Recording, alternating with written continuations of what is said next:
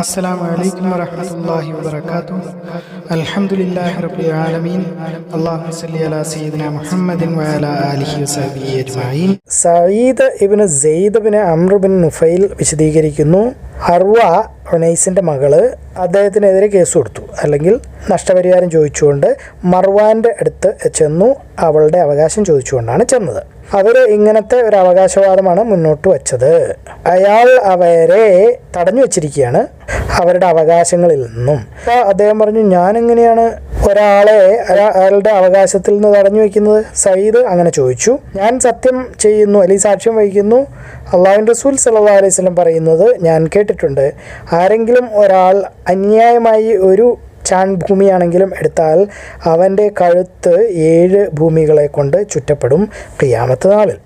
عن سعيد بن زيد بن عمرو بن نفيل أنه خاصمته أروى في حق زعمت أنه انتقصوا لها إلى مروان، فقال سعيد أنا أنتقص من حقه شيئا أشهد لسمعت رسول الله صلى الله عليه وسلم يقول من أخذ شبرا من الأرض ظلما فإنه يطوقه يوم القيامة من 7 أرضين.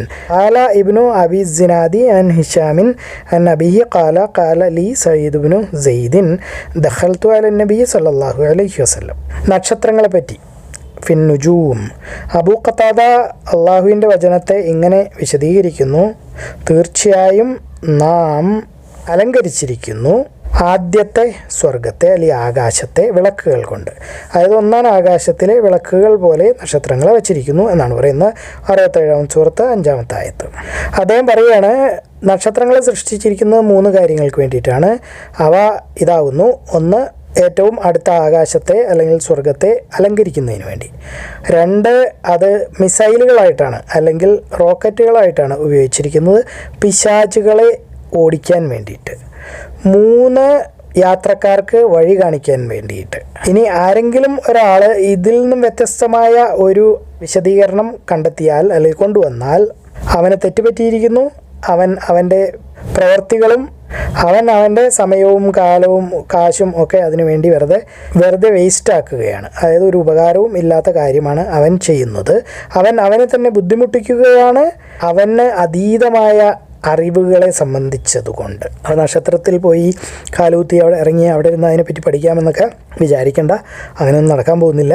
നക്ഷത്രത്തിനെ പറ്റി ഈ 3 കാര്യങ്ങൾ മാത്രമേ പറ്റുള്ളൂ എന്നാണ് സീനിയർ സഹാബാക്കൾ പറയുന്നത്. വഖാല ഖതാദത്തു ولقد زينا السماء الدنيا بمصابيح. الملك 5. خلق هذه النجوم ل3 وجعلها زينة للسماء ورجوما للشياطين وعلامات يهتدى بها، فمن تأول فيها بغير ذلك أخطأ وأضاع نصيبة وتكلف ما لا علم له به. സൂര്യൻ്റെയും ചന്ദ്രൻ്റെയും പ്രത്യേകതകൾ അല്ലെങ്കിൽ സ്വഭാവ സവിശേഷതകൾ.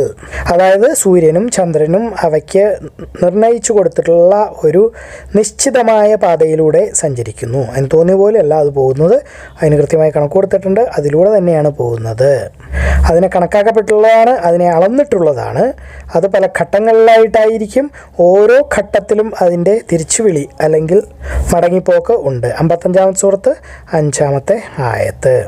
സിഫത്തി ശംസി വൽ ഖമർ.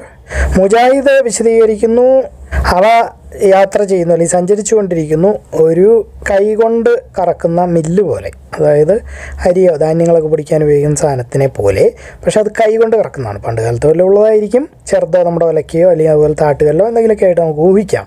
മറ്റുള്ളവർ പറഞ്ഞു, അളന്ന് കണക്കാക്കപ്പെട്ട അവസ്ഥകളിലൂടെ അല്ലെങ്കിൽ പല വേഷം അല്ലെങ്കിൽ ഭാഗങ്ങളുണ്ട്, അതിലൂടെയാണ് അവ പോകുന്നത്. അതിലൂടെയാണ് നമ്മൾ കൊല്ലങ്ങൾ എത്രയായി എന്നൊക്കെ മനസ്സിലാക്കുന്നത്, മാസങ്ങൾ എത്രയായി എന്ന് മനസ്സിലാക്കുന്നതും തിരിച്ചു വിളിക്കുന്നതും ഒക്കെ അതിലൂടെയാകുന്നു.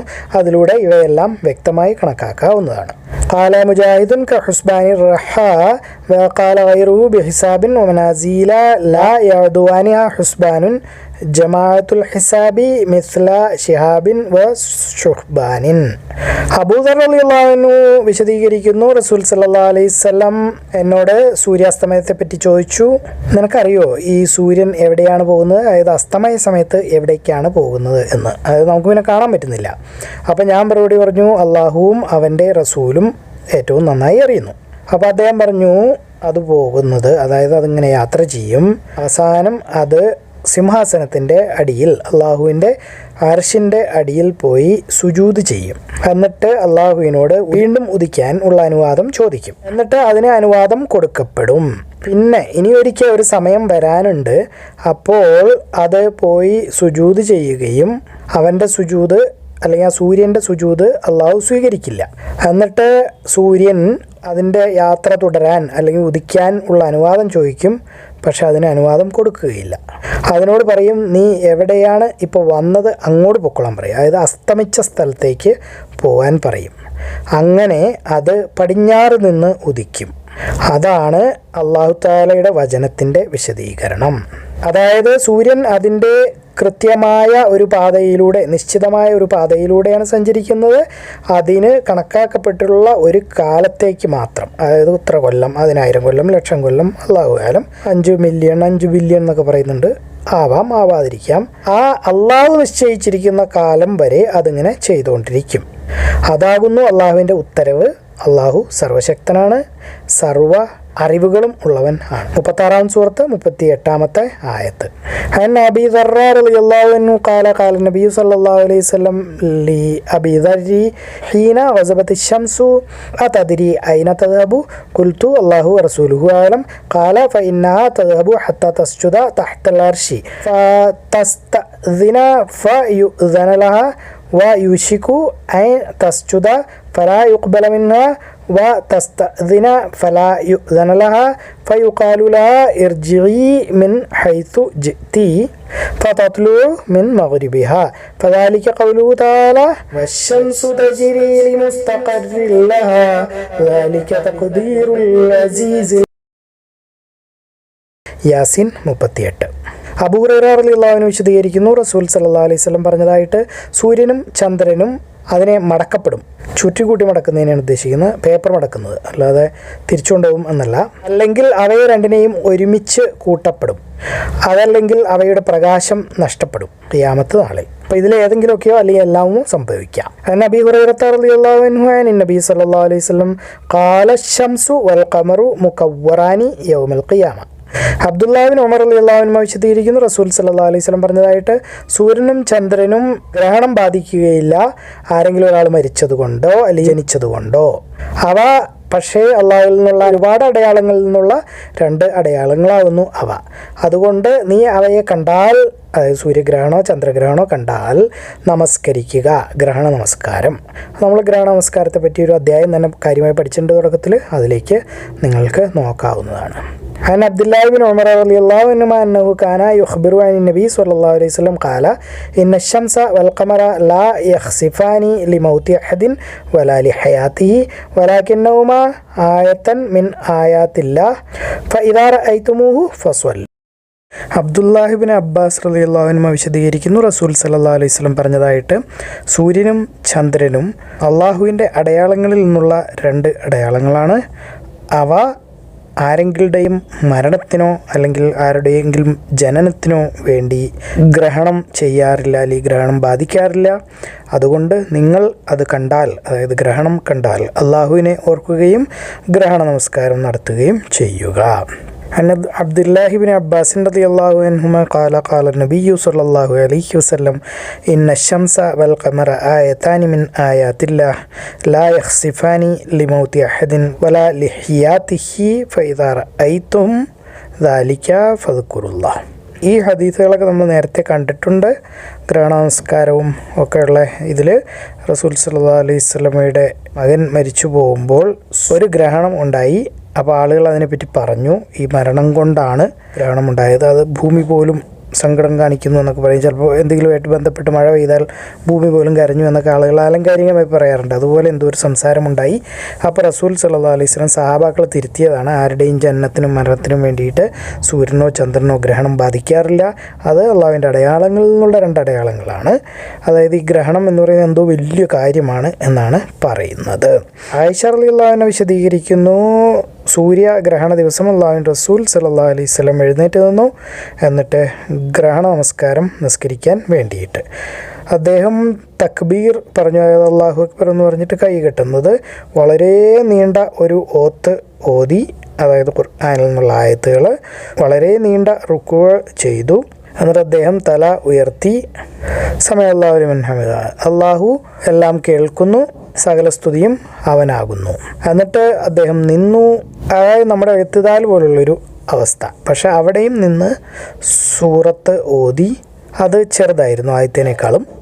എന്നിട്ട് വീണ്ടും റുക്കുഅ ചെയ്തു, അത് ആയത്തേനേക്കാളും ചെറിയ റുക്കുഅ ആയിരുന്നു. എന്നിട്ട് 2 സുജൂദുകൾ ചെയ്തു, അത് വലുതായിരുന്നു, നീണ്ട സുജൂദുകൾ. എന്നിട്ട് 2ാമത്തെ റക്അത്ത് ഇതേ രീതിയിൽ തന്നെ ആവർത്തിച്ചു. അതായത് ഫാത്തിഹ ഒരു സൂറത്ത് ഓതുന്നു, വലിയ സൂറത്ത്, എന്നിട്ട് റുക്കുഅ ചെയ്യുന്നു, എന്നിട്ട് സമയല്ലാഹു ലിമൻ ഹമിദ എന്ന് പറഞ്ഞിട്ട് വീണ്ടും ചെറിയ സൂറത്ത് ഓതുന്നു, ഫാത്തിഹയും ഓതുന്നു അതിന് മുമ്പ്. അത് കഴിഞ്ഞിട്ട് വീണ്ടും റുക്കുഅ ചെയ്യുന്നു. അപ്പോൾ 2ാമത് ചെയ്യുന്നതെല്ലാം ചെറുതായിരിക്കും, ആദ്യം ചെയ്യുന്നതെല്ലാം വലുതായിരിക്കും. ഇതൊക്കെ നമ്മൾ വളരെ കൃത്യമായി ഗ്രഹണ നമസ്കാരം എന്ന് പറയുന്ന സ്ഥലത്ത് കണ്ടിട്ടുണ്ട്. അദ്ദേഹം നമസ്കാരം പൂർത്തിയാക്കിയപ്പോൾ, അതായത് സലാം വീട്ടിയപ്പോഴേക്കും സൂര്യഗ്രഹണം കഴിഞ്ഞിരുന്നു. എന്നിട്ട് അദ്ദേഹം ആളുകളോട് സംസാരിച്ചു സൂര്യ ചന്ദ്ര ഗ്രഹണങ്ങളെ സംബന്ധിച്ച്. അത് അള്ളാഹുവിൻ്റെ അടയാളങ്ങളിൽ നിന്നുള്ള 2 അടയാളങ്ങളാകുന്നു. അവ ആരുടെയും മരണത്തിനോ ജനനത്തിനോ വേണ്ടി ഗ്രഹണം ബാധിക്കാറില്ല. അതുകൊണ്ട് നിങ്ങൾ അത് കണ്ടാൽ തിരക്ക് പിടിച്ച് നമസ്കരിക്കുക, അതായത് ഗ്രഹണ നമസ്കാരം.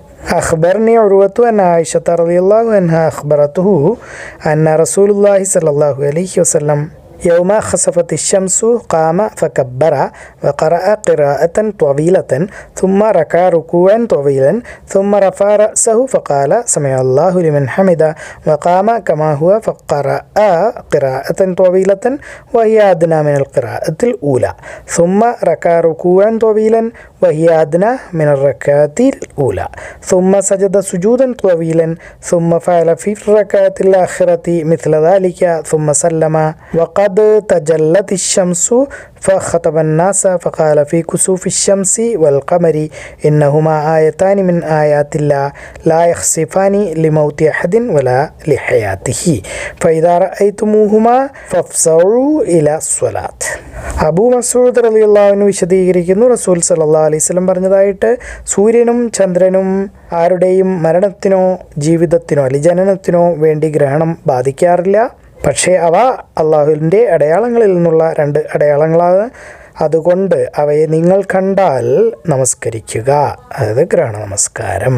عن أبي مسعود رضي الله عنه عن النبي صلى الله عليه وسلم قال الشمس والقمر لا ينكسفان لموت أحد ولكنهما آيتان من آيات الله فإذا رأيتموها فصلوا. അള്ളാഹുവിൻ്റെ വചനം, അവനാകുന്നു കാറ്റുകളെ അയക്കുന്നവൻ. അവ ഒരു സന്തോഷ വർത്തമാനവുമായിട്ടാണ് വരുന്നത്. അതായത് അള്ളാഹുവിൻ്റെ അനുഗ്രഹമായ മഴ വരുന്നതിന് മുമ്പാണ് കാറ്റ് വരുന്നത് എന്ന് 25-ാമത്തെ സൂറത്ത് 48-ാമത്തെ ആയത്ത്. മാ ജാഅ ഫീ ഖൗലിഹി വഹുവല്ലദീ യുർസിലു റിയാഹ ബുശ്റൻ ബൈന യദൈ റഹ്മതി. അൽ ഫുർഖാൻ 48. ഇബ്നു അബ്ബാസ് റളിയല്ലാഹു അൻഹു വിശദീകരിക്കുന്നു, അല്ലാഹുവിൻ്റെ റസൂൽ സല്ലല്ലാഹു അലൈഹി വസല്ലം പറഞ്ഞതായിട്ട്, ഞാൻ സബായിനേക്കാളും വിജയശ്രീലാളിതനാണ്, അല്ലെങ്കിൽ എന്നെ വിജയിയാക്കിയിരിക്കുന്നു സബയിനേക്കാളും. സബ എന്ന് പറഞ്ഞാൽ കിഴക്കു നിന്നുള്ള കാറ്റാണ്. ആദ് സമുദായത്തിനെ നശിപ്പിച്ചത് ദബൂർ എന്ന് പറയുന്ന കാറ്റാണ്, അതായത് പടിഞ്ഞാറ് നിന്ന് വരുന്ന കാറ്റ്. അപ്പോൾ ഇതിൽ നിന്ന് നമുക്ക് വേണമെങ്കിൽ കിഴക്കുന്നുള്ള കാറ്റ് നല്ലതാണെന്നും, അതായത് അനുഗ്രഹമാണെന്നും, പടിഞ്ഞാറ് നിന്നുള്ള കാറ്റ് നാശമാണ്, അതല്ലെങ്കിൽ ശിക്ഷയാണ് എന്ന് വേണമെങ്കിൽ ഊഹിക്കാവുന്നതാണ്. عن ابن عباس رضي الله عنهما عن النبي صلى الله عليه وسلم قال نصرت بالصباء وأهلكت عاد بالدبور. വിശദീകരിക്കുന്നു, ആയിഷ റളിയല്ലാഹു അൻഹ പറഞ്ഞതായിട്ട് റസൂൽ സല്ലല്ലാഹു അലൈഹി വസല്ലം ആകാശത്തിൽ കാർമേഘം കണ്ടാൽ അപ്പോഴൊക്കെ അദ്ദേഹം ടെൻഷൻ അടിച്ചിങ്ങനെ നടക്കുമായിരുന്നു. അങ്ങോട്ടും ഇങ്ങോട്ടും പുറത്തു പോവും, നോക്കും, എന്നിട്ട് തിരിച്ചകത്ത് വരും. അദ്ദേഹത്തിൻ്റെ മുഖത്തിൻ്റെ നിറം മാറുമായിരുന്നു. മഴ പെയ്താൽ അദ്ദേഹത്തിന് സമാധാനം ആവുമായിരുന്നു. ആയിഷയ്ക്ക് അദ്ദേഹത്തിൻ്റെ ആ അവസ്ഥ അറിയാമായിരുന്നു, അല്ലെങ്കിൽ മനസ്സിലാകുമായിരുന്നു. റസൂൽ സല്ലല്ലാഹു അലൈഹി വസല്ലം പറഞ്ഞു, എനിക്കറിയില്ല, പക്ഷെ എനിക്ക് ഭയമുണ്ട്. അത് ചിലപ്പോൾ മറ്റു കുറേ ആളുകൾക്ക് സംഭവിച്ചിട്ടുള്ളതുപോലെ എന്തെങ്കിലും സംഭവിക്കാൻ ആയിരിക്കും. അതായത് വിശുദ്ധ ഖുർആനിൻ്റെ ആയത്തിലൂടെ പറയുന്നു, അപ്പോൾ അവർ കട്ടിയുള്ള കാർമേഘങ്ങളെ കണ്ടു, അവ അവരുടെ താഴ്വാരങ്ങളിലേക്ക് വരികയായിരുന്നു. 46-ാമത്തെ സൂറത്ത് 24-ാമത്തെ ആയത്ത്. ഇത് ആദ് സമുദായത്തിൻ്റെയാണ്. അവർക്ക് മഴയില്ലാതിരുന്നു. അവർ പോയി അള്ളാഹുവിനോട് പോയി ദുആ ചെയ്തു.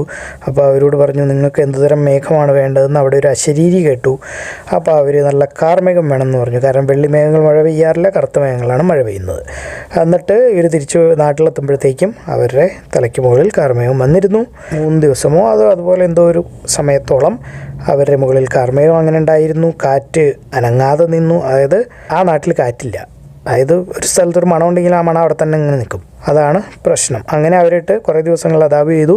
അത് കഴിഞ്ഞിട്ടാണ് വലിയ കൊടുങ്കാറ്റിനെ അയച്ചത്. അവരെടുത്ത് തല്ലുകയും ഭിത്തിയിലും മരത്തിലും ഒക്കെ അടിച്ച് അവസാനം എല്ലാം കഴിഞ്ഞ് ചെന്ന് നോക്കുമ്പോൾ വലിച്ച് പറിച്ചിട്ടിരിക്കുന്ന പനകളെ പോലെ അവരവിടെ കിടക്കുന്നുണ്ടായിരുന്നു. അതായത് അവരുടെ കൈയും കാലൊക്കെ ചിലപ്പോൾ ഒരു വലിയൊരു പന പോലെയൊക്കെ തോന്നുമായിരിക്കും. അതാണ് ഉദ്ദേശിക്കുന്നത്, അത്ര വലിപ്പമുള്ളത്. കാലത്ത് കാന റസൂലുള്ളാഹി സ്വല്ലല്ലാഹു അലൈഹി വസല്ലം ഇദാ റഅ മഖീലതൻ ഫിസ്സമാഇ അഖ്ബല വഅദ്ബറ വദഖല വഖറജ വതഗയ്യറ വജ്ഹുഹു ഫഇദാ അംതറത്തിസ്സമാഉ സുരിയ അൻഹു ഫഅറഫത്ഹു ആയിഷതു ذلك فقال النبي صلى الله عليه وسلم ما أدري لعله كما قال قوم فلما رأوه عارضا مستقبل أوديتهم الأحقاف 24. റസൂൽ സല്ലല്ലാഹു അലൈഹി വസല്ലമയ്ക്ക് കാർമേഘം കാണുമ്പോൾ പേടിയായിരുന്നു. കാരണം നമ്മുടെ സമുദായത്തിനെ നശിപ്പിക്കാൻ വേണ്ടി അള്ളാഹു അയക്കുന്ന വല്ല ശിക്ഷയും ആണോ എന്ന് പേടിച്ചിട്ട് എപ്പോഴും അങ്ങനെയായിരുന്നു. അതാണ് ആ ഹദീസിൻ്റെ വിശദീകരണം. അള്ളാഹു എല്ലാ കാര്യങ്ങളും ഏറ്റവും നന്നായി അറിയുന്നു. നിങ്ങളിത് കാണുക, ഖുർആൻ പഠിക്കുക, എല്ലാവരിലേക്ക് എത്തിച്ചു കൊടുക്കുക. ബാറക്കല്ലാഹു ലി വലക്കും. അസ്സലാമു അലൈക്കും വറഹ്മത്തുള്ളാഹി വബറകാതുഹു.